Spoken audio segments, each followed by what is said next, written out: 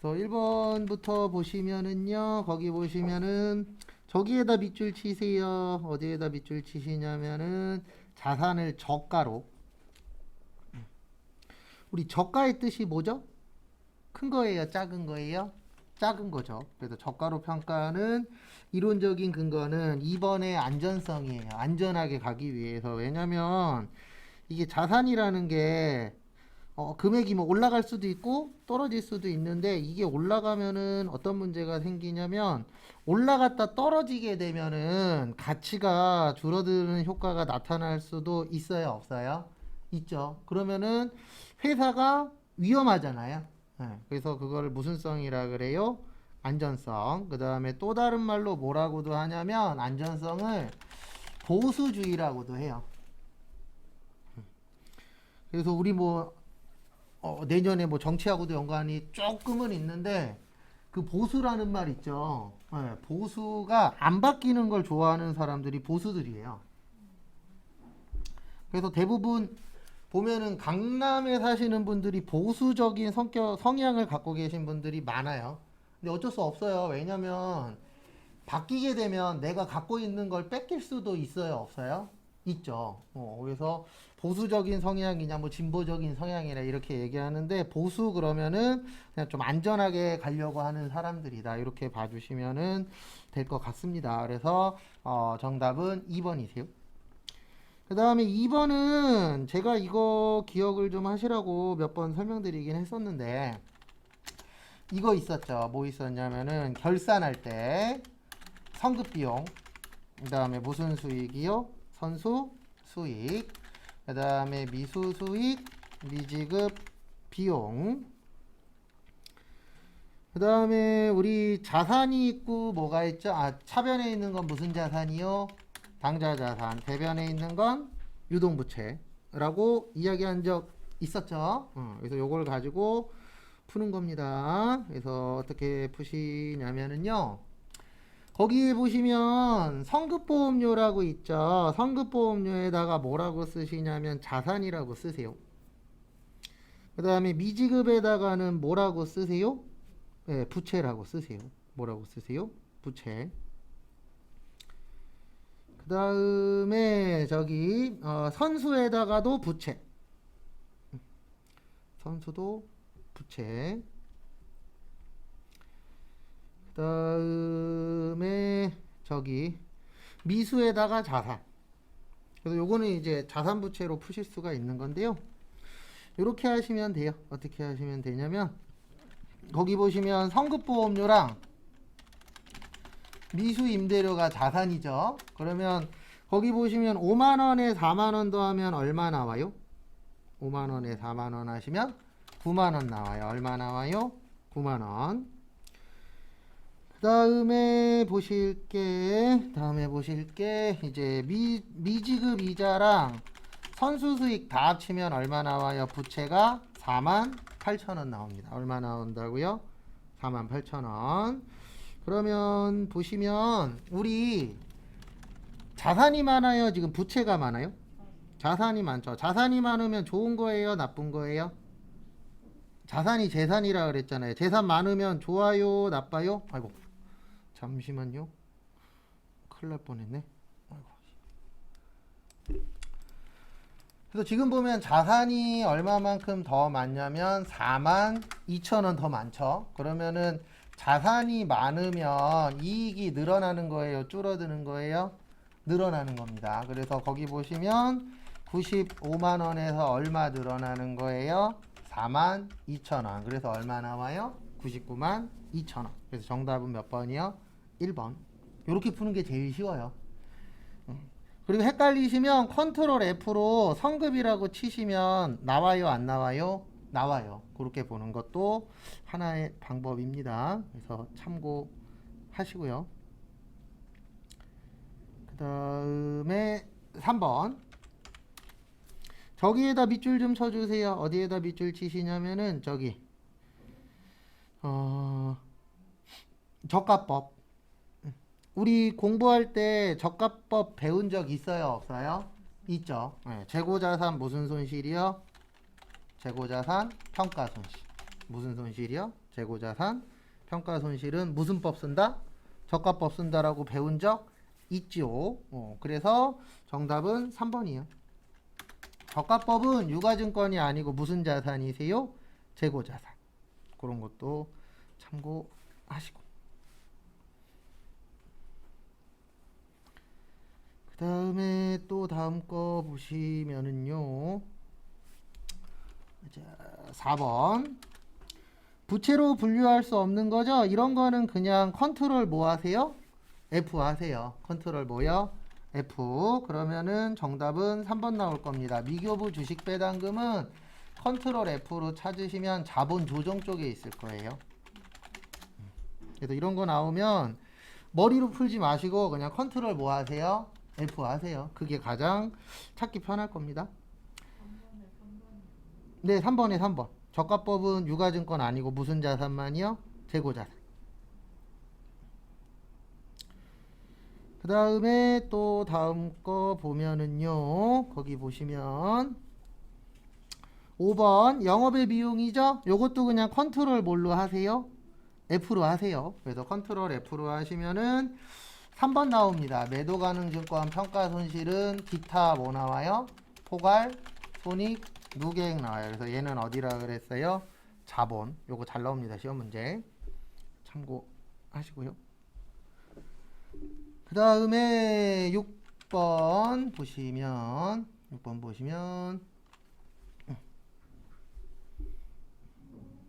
잠시만요. 그 다음에 6번은 저기에다 밑줄 치세요. 변동비하고 무슨 비요?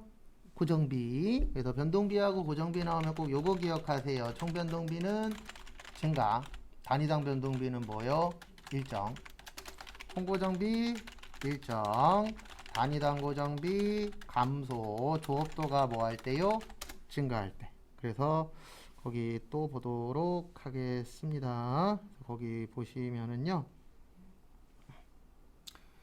6번 보시면 생산량이 증가함에 따라 총원가가 증가하는 거는 변동비 맞아요.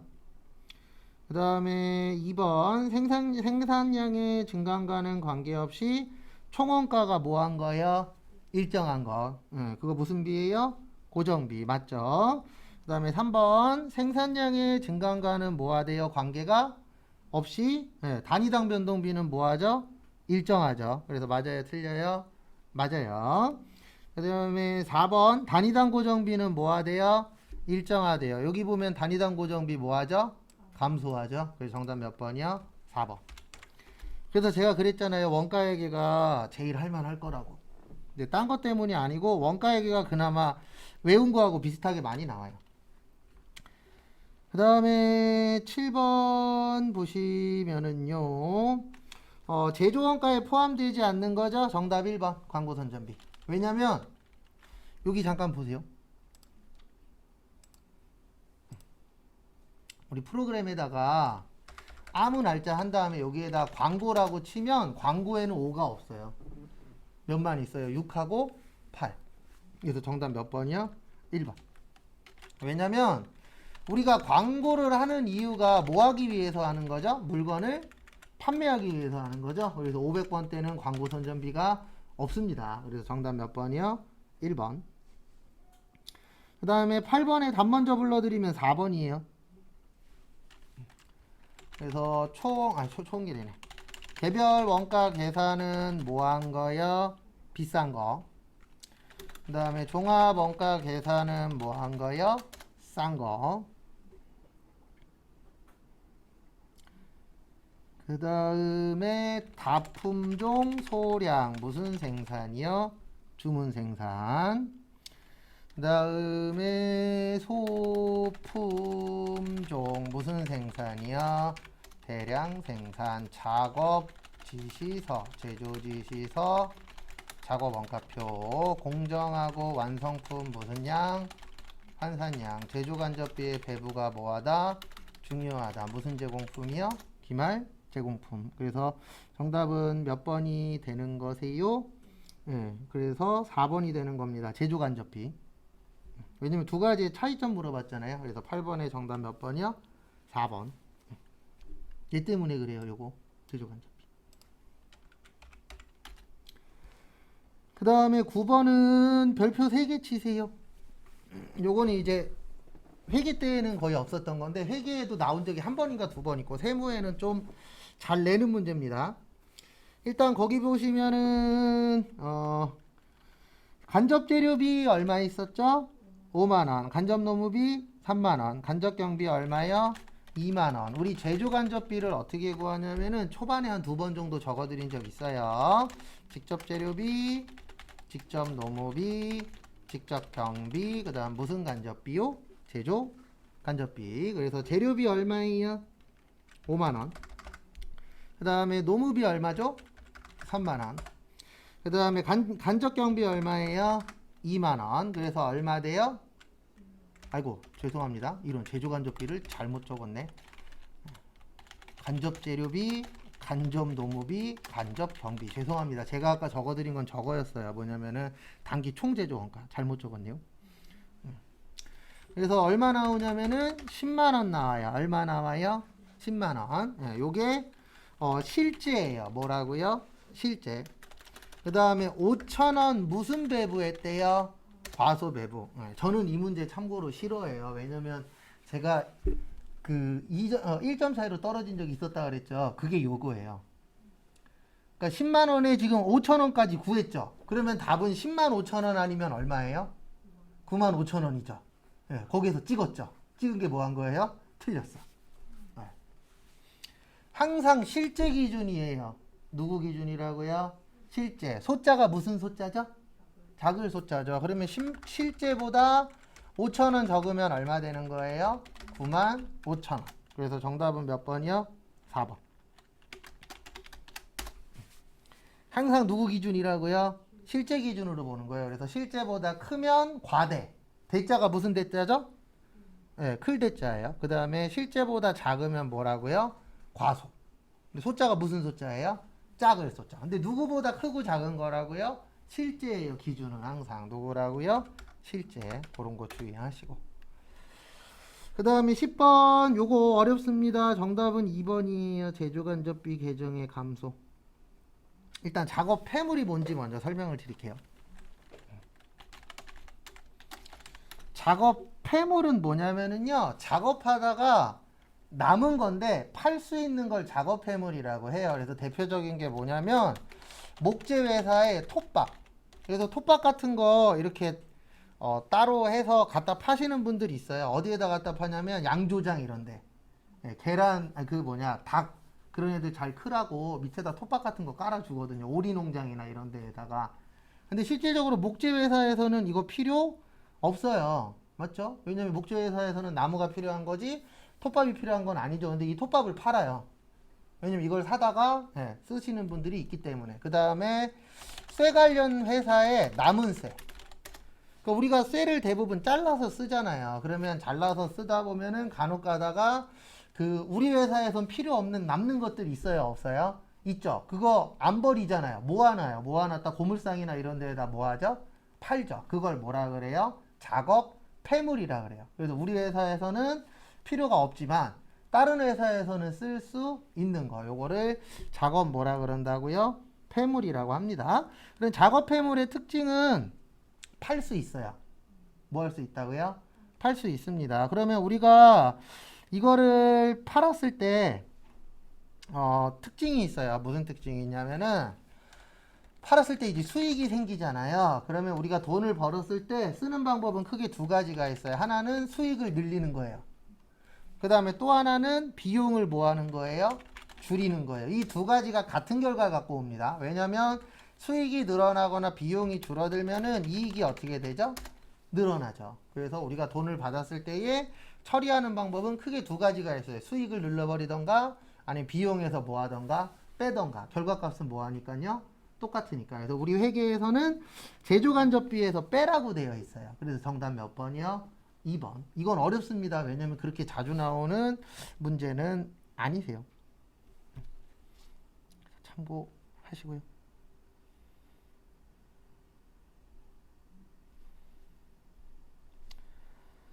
그 다음에 다음 거 또 보시면은요.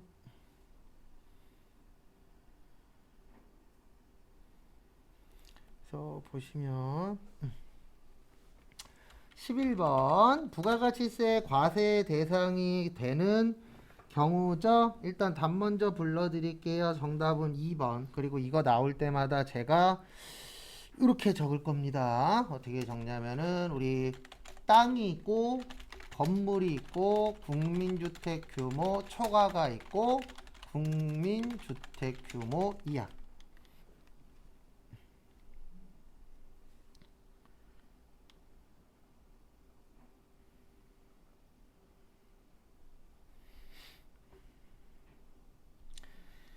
그래서 보시면 그 다음에 우리 사는 게 있고 빌려주는 게 있습니다. 그래서 토지를 사고 파는 건 면세고요. 토지의 임대는 과세예요. 요거는 외우셔야 돼요. 그리고 나머지는 상식으로 연결하는 것도 방법이세요. 그래서 보시면 건물은 싸요, 비싸요? 비싸죠. 여기에서 말하는 건물은 상가예요. 그래서 상가 사고 파는 거는 과세. 빌리는 것도 뭐요? 과세. 그 다음에 국민주택 규모가 넘는다는 얘기는 큰 집이라는 얘기예요. 네, 큰 집 살면은 뭐가 많다? 돈이 많다. 그래서 과세. 그 다음에 임대는 빌리는 거잖아요. 우리 집 빌리는 이유는 하나죠. 돈이 부족하니까. 그래서 뭐야? 면세. 그 다음에 작은 평수 얘기하는 거예요. 국민주택 규모 이하는. 그래서 사는 것도 면세, 빌리는 것도 뭐요? 면세. 이렇게 되어 있습니다. 근데 여기에 기준값은 9억보다 작을 경우에요. 근데 대부분 아직은 강남이나 이런 몇몇 군데 빼놓고는 대부분 작은 평수는 9억보단 적잖아요. 그래서 이렇게 기억을 해주셔야 되세요.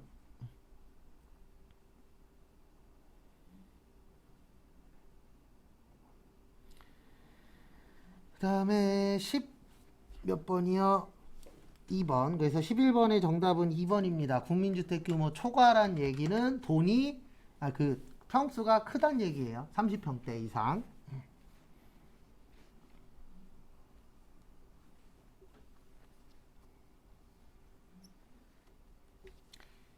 그 다음에 12번 영세율.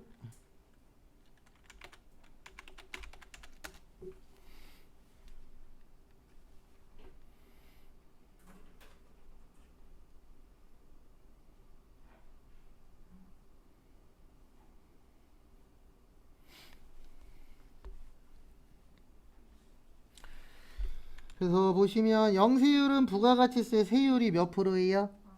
빵이죠. 그 다음에 소비지급 과세원칙 실현 및 수출 촉진 등이 영세율 적용 맞아요. 정답은 3번이에요. 기초생활 필수품은 어디예요? 면세예요.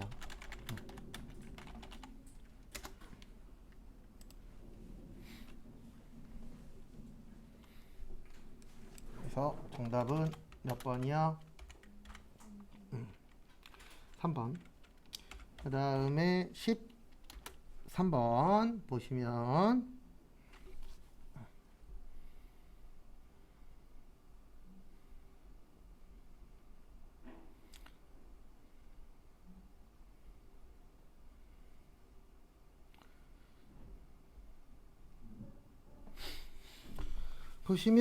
세금 계산서 교부 의무가 없는 경우이다. 틀린 것은 정답은 4번이요. 일단 1번에 저기에다 밑줄 치세요. 자가공급.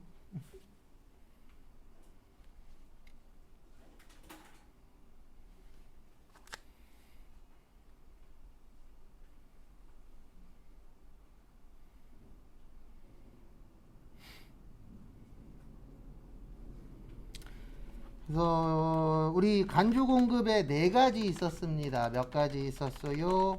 4가지. 그래서 보시면 자가 공급, 개인적 공급, 사업상 증여, 폐업 시 무슨 재와요?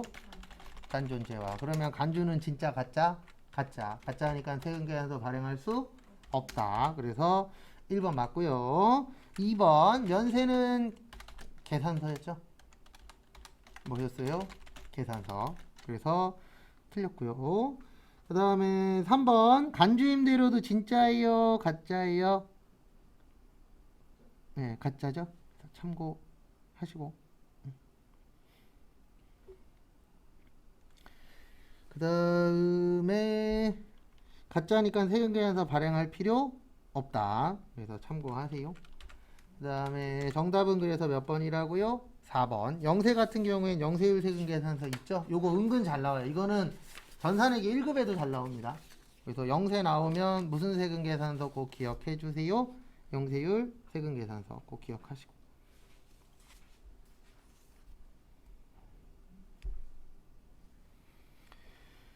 그 다음에 다음 거 보시면 14번 소득세법상 증빙불비 가산세라고 있으시죠? 우리 증빙 4가지 있어요. 몇 가지 있어요? 4가지. 세금계산서, 계산서, 신용카드, 현금영수증.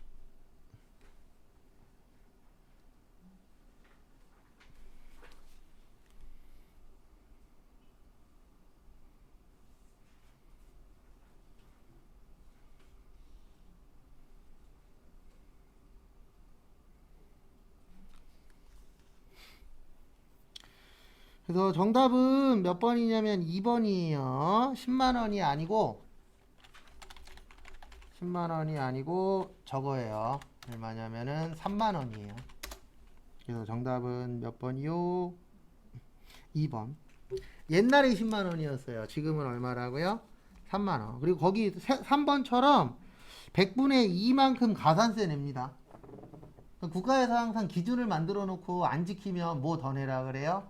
돈 더 내라 그래요. 그러면 지켜요, 안 지켜요? 지키려고 노력을 하죠. 그래서 우리 무단횡단하다 걸리면 벌금 내잖아요. 그러니까 무단횡단 최대한 안 하려고 노력하는 겁니다. 맞죠?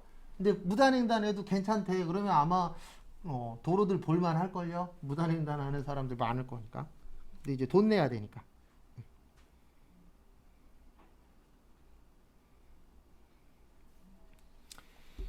그 다음에 15번 이거는 이제 요번 주 빠르면 이번 주? 요번 주구나. 내일부터 아마 풀 건데 일단은 이거는 지금은 아마 답 맞추기가 힘들어요. 정답 3번이에요.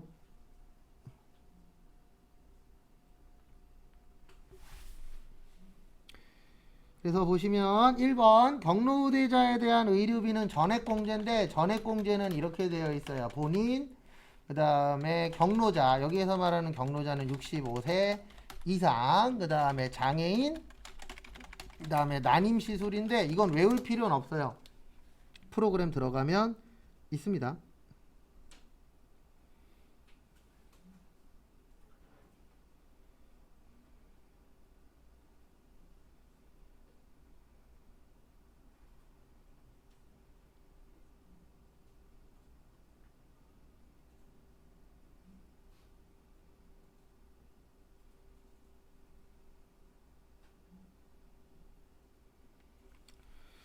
그 다음에 보시면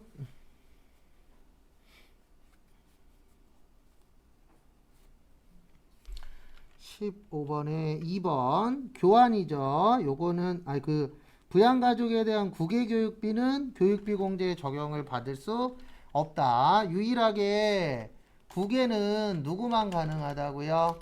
교육비만 가능합니다. 교육비 이외는 안 돼요. 그래서 2번도 맞습니다. 그 다음에 3번 정답자가 3번이라 그랬죠. 왜 3번이라 그랬냐면 보험료 공제는 2가지로 나누어져요. 일반 보험료가 있고 장애인 보험료가 있는데 일반 보험료 100만원이고요. 장애인 보험료 100만원이에요. 그래서 100만원 100만원에서 총 얼마예요? 200이에요. 근데 거기 얼마라고 쓰여있죠? 100만원이라고 쓰여있죠? 그래서 정답은 몇 번이요? 3번. 근데 이거는 이제 실기하면은 조금 더 이해하실 거예요.